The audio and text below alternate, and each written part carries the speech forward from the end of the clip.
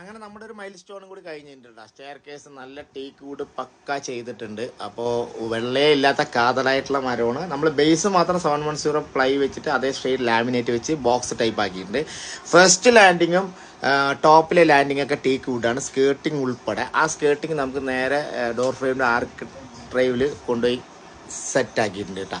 അപ്പോൾ ഒരു എലിഗൻറ്റ് ലുക്കാണ്. ശരിക്കും നമ്മളിപ്പോൾ സീലർ മാത്രം അടിച്ചിട്ടുള്ളൂ.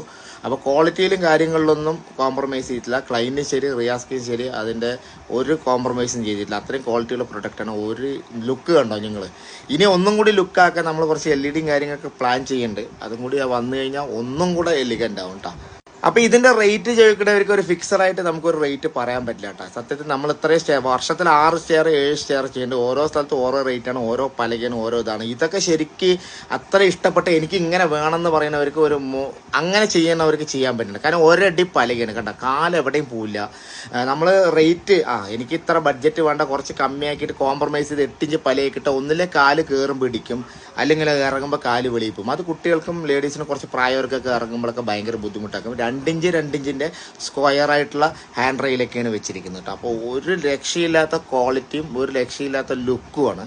അപ്പോൾ റേറ്റ് ഇത് അതന്നെ അവരവർ ഇഷ്ടപ്പെട്ട് ചെയ്യുന്നത് കൊണ്ട് ഇതിന് പ്രത്യേകിച്ച് ഒരു റേറ്റ് പറയാൻ പറ്റില്ല.